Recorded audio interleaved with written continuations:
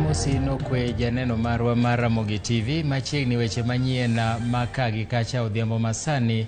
Nyinga Milton Ochieng. Jalar komten piny Kenya e bwo riwruok mar Azimio One Kenya Alliance Raila Odinga timo limbe e gwenge ma Trans Nzoia kawuono. Raila osingo mar bero chenro mar keyo fertilizer ne jopur kanyakla kod chenro mamoko mag bero pur kod weche mamoko e alworano.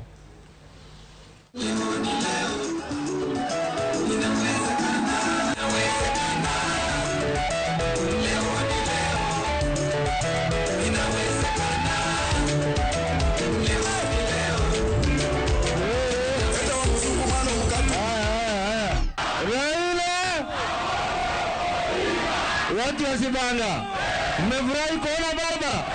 Mimi peke yangu ndio candidate ya Azimio.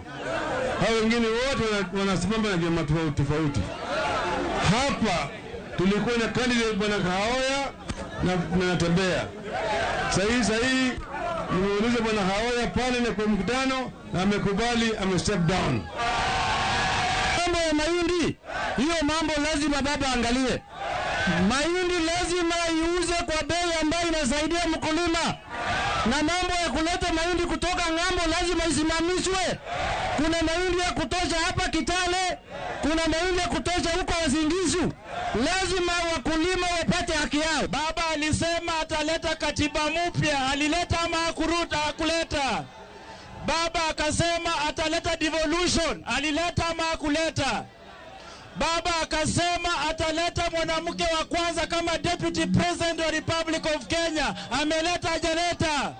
Baba, sisi watu wa Western tunakushukuru kwa zile nafasi ambazo tayari umetupatia.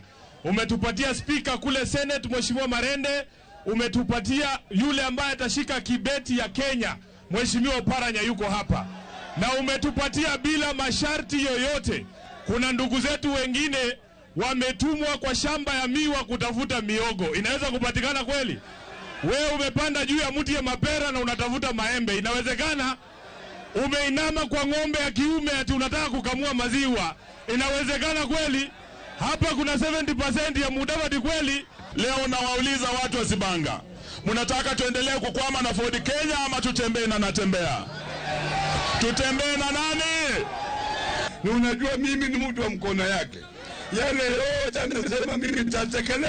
Tumelock Bungoma, sisi watu ya Western tukiwa na Oparanya tumeweka lock. Na hapa Sibanga mshikilie, hapa Trans Nzoia mshikilie. Kule mlimani pahali rais anatoka, pahali mother anatoka, pahali mimi natoka, vindu vichenjanga.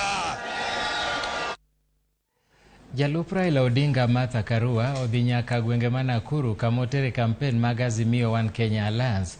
E twak mare, Karua nojiwo achiel mar oganda kokwayo jopiny mondo yier jotelo makare ka ok gidewo oganda ma giwuokie. Bende nokwedo siasa mag koko ka Karua osingo ni sirikand Azimio ema nyalo bero weche mag pur kod ohala e gwengego.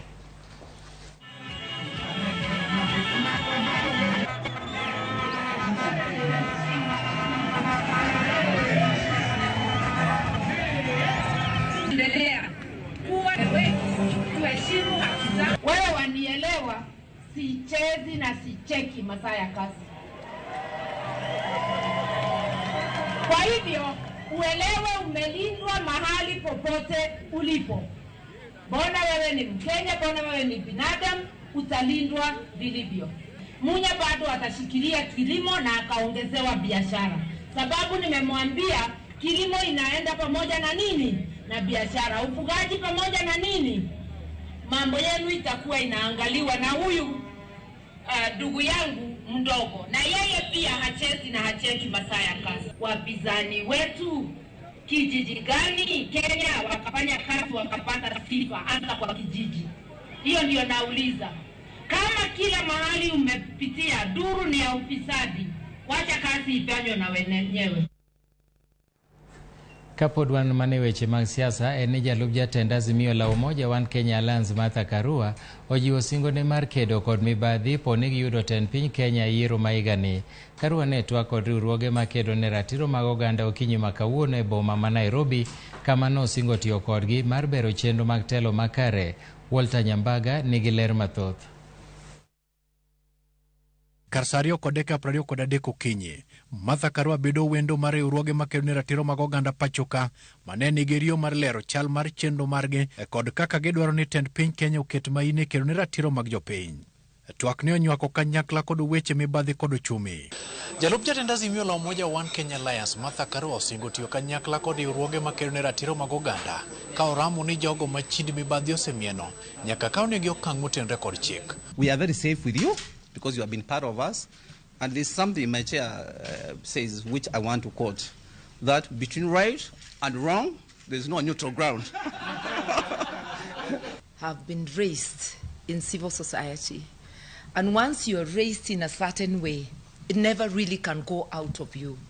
So that even when I was in government, there are those who saw me as too much of an activist. Karua ne uten kod jachiwache lo Azimio la Umoja One Kenya Alliance Girema Kaumutua. Negi singo rakruok gi jonjore marocho ratich oganda jo Kenya hoyae unono dingo yudo tend piny Kenya yiero maduong' igane. A ticket for human rights and a ticket for the violators of those rights. It is not about laws. We may need laws to outlaw keeping cases days on end. Just like we have electoral cases going in 6 months, we may need laws, Speedy Trial Act, which restricts the court to a certain time, so that we don't have these adjournments, the adjournment to let a person continue with the elections. They didn't give us time. Riwruok mar Angaza Kenya kod oko uchumi nochwalo kwayo mondo rang weche mag gope mag Kenya mamedo idho mibadhi kod kitelo makare. When we say that debt repayment and servicing is a critical issue, that is where it is placing us. And therefore, it is not a matter that we can just wish away. It's not a matter that we can just say, you know, as long as we can pay, everything is fine. What it does is that it is crowding out critical services. We also note the failure of representative governments, where our political leaders make decisions that are not in the interest of the public, whether it's tax decisions that have placed an inordinate burden on households, and whether it's the kind of political policy decisions. My principle, the Right Honorable Raila Amolo Odinga, is very focused on the issues you have raised. Issues of transparency, accountability, good governance. Issues of electoral justice is been on it. Issues have been on it too. Karua keto duol matayo yiero kod IEBC e nyong'ong ka owacho ni kweth Azimio dwaro neno kenge moketi kod IEBC e tayo yiero man thuolo kod adiera. We should write to the Electoral Commission, and also civil society should, as a consortium, demanding that we be briefed on how they intend to conduct the elections, the tools they intend to employ. And most of all, just one question: how has IEBC addressed the shortfalls that made the court nullify a presidential election? Karua singo ni Azimio One Kenya Alliance biro tiyo maber kod riwruoge ma ok mag piny owacho e bero chenro mag telo makare. Walter Nyambaga, Ramogi TV, Serena, Nairobi. E weche mamoko en ni duol makedo gi mibadhi e pacho ka EACC ochako chenro mar duoko kendo kawo mwandu ma kwan gi romo siling bilion 1.9 moyangi ni gavana machon ma Kiambu Ferdinand Waititu noyude tok chik. Waititu itudo gi kuo mar omenda maromo siling milion 928.8 ka jaode Susan Wangari Ndung'u titudo gi kuo mar omenda mar siling milion 282.8. Kembe miwacho ni mag familia mar Waititu mong'ere kaka Saika 2 Estate Development Limited otudi kod kuo mar omenda madirom milion 903.3. Bienville Delta Hotel milion 56.9. Beans Management Services Limited milion 62.7. Omenda makore duto to chopo bilion 1.9.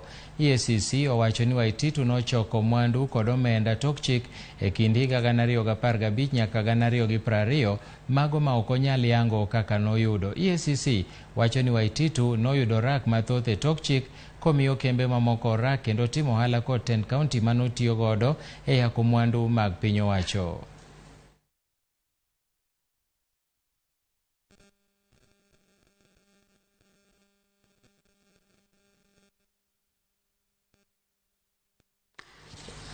Riwruok mar lakteche pachoka KMPDU obago ng'anyo mamuol ka gisundo piny owacho mondo mi ogol omenda mar jopuonjre masomo weche mag thieth e mbalariany.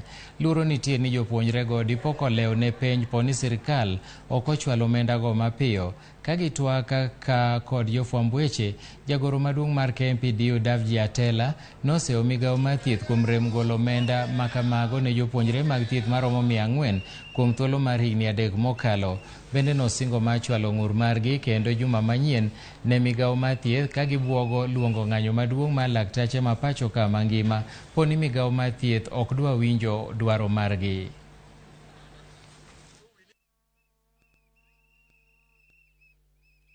Ang'o momiyo koro itamo timo penj kendo ni magi sirikal bede sirikal ariyo magore to nyithi skul na koro hinyre to kwa hinyre kama to jogweng' marito dala joma tho gi kansa joma tho gi tuoche mag kor jomo hinyre madani mondo bargi mako medo hinyre sani ko kwadhi mondo wadong kodwa kony. Wantiere gi jopuonjre matimo gimiluongo ni surgery, wan gi jogo matimo mabedo dakteche mag mon, wan gi jogo mathiedho nyithindo. Jogi osebedo ka somo university ma Nairobi ka, osebedo ka somo university ma Moi, osebedo ka somo university ma Kenya. To higa ka higa nitiere budget monego bed ni ministry mar health chulo go mshahara gi, chulo go fees mar jogi. To ma kata katimore to ministry odage chulo pesa gi. Manyo masani koro universities gi ogolo direction ni joma pok ochulo fee ok dhi timo penj. Wan gi karibu nyithindo dakteche 400 masomo e university opogore ma fees gi pok ochul. To ma timore ka higa budget nitiere. Koro charli pesa mar chulo fees gi ministry okawo timo go timbegi. Apani maya mamiyo wan gi scandal mayano KEMSA, scandal mayano mag NHIF gi magite. Koro wacho ni kaka dakteche ngech wadwani wathiedh jopiny ok wabiyie ni gik kamagi timore.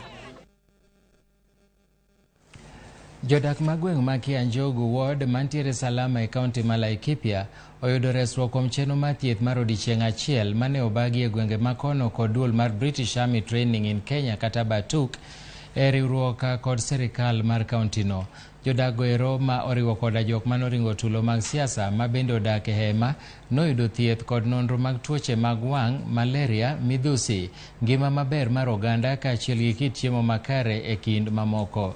Thieth maonge chudo no geto ji manie higni mopogore opogore to moloyo mago modak maboyo e kor gwenge mabor gi ute mag thieth. Zile huduma ambazo tunatembeza na Beyond Zero ni huduma ambazo ni za kina mama wajawazito, huduma ambazo ni za kuchunguza saratani ya nyumba ya mama ambazo tunafanya wakati ambao tumekuja nje na Beyond Zero. Katika huduma zetu huwa tuna elimisha wananchi sababu nzuri ya kuwa wanaenda kwa hospitali. Na tumeona mkono wa serikali ukielekea kufanya kazi. Jambo ambalo ninaloliuliza ni wakati huu His Excellency the President ambapo amesalia siku chache zisizopungua 80 kushughulikia hawa IDPs ili wapate haya mashamba, kila mtu apate kasehemu kake aweze kuanza maisha ya kujimudu. Bado shida zetu hazijaisha. Tuko na shida ya maji, hasa maji tuko na shida sana. Kwa hivyo ndio ninaona hata hiyo inaweza kuwa chanzo moja ya hii shida ya kuhara, na tena chakula, tunakula chakula aina moja. Kwa hivyo ninaona hiyo ndio inachangia kwa upande ya afya. Kwa hivyo serikali tunawaomba bado muendelee kutusaidia na tuko na shukrani sana. We're targeting any age range from children to adults that need primary health care, treating anyone from diarrhea and vomiting, chest pain, back pain, illness, flu, and we've also been working with Beyond Zero who've been screening for HIV and cervical cancer. Our observations is that people have had limited access to medical care, so we've been able to come in and provide that to them. Achich moko makuo notony toka jopino piyo kuomgi kane gitemo mayo miyo moro manogolo pesa e bengi mar Cooperative okinyi makawuono e boma ma Kisumo. Kaluwore gi joneno, achijego notemo kawo bag mar miyono mondo ging'ol, kara kamano nogo koko manoywayo jopiny. Obila nochopo kanyo kendo nokawogi motergi e tesend obila ma Central.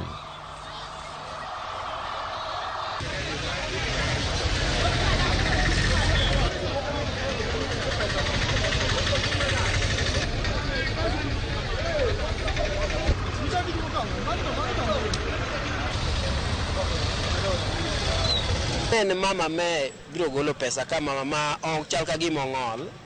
Koro chal ka osegolo pesa to jogi ne time mondo okaw pesa no ire.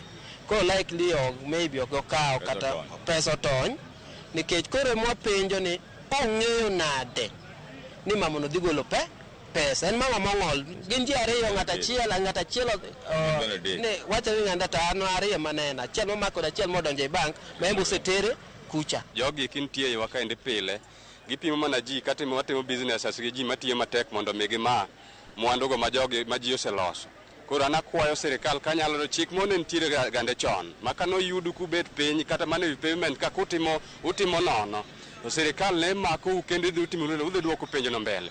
Agombo kendo akwani mondo sirikal kanyalo duoko chik machalo kod manindo to duok chik machalo kamano mondo idle minds oweyudo thuolo mar bet piny mondo mi onyakwa jowa mosetiyo matek moyudo mwandugi. An gima nyalo wacho adanyiso vijende wetewa giteme gitiye matek.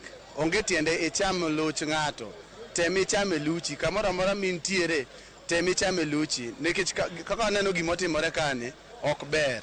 Ineno nitiere tije mang'eny jomobiro kawo gin jomong'ol, tiyudo ka nitie nyaka ng'at mong'ol tiyudo kotimo tisa moro go wuoche rangi to magi joma ok ong'ol.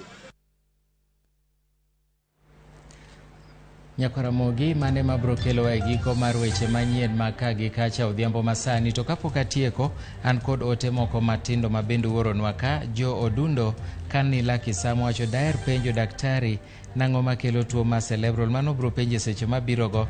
Amor koda Karua en koda mbi mar biro kedo gi mibadhi. Erokamano. Fadho yaure an Stephen mar Duhasigo Alego Siaya. Amor ahinya kaneno Ramogi TV. Kaeto machielo bende wacho ni chenro moro wa sana seche duto. Ramogi mane mokelo e giko mar weche manyien ma ka gi kacha. Odwa mar kawo weche manyien pod odich mokalo kendo waiko ni mamoko mabro biro ni ang'ich welo kaachiel go imore. Gi sani agoni oriti masani, nyinga Milton Ochieng' Awuor, oriti masani.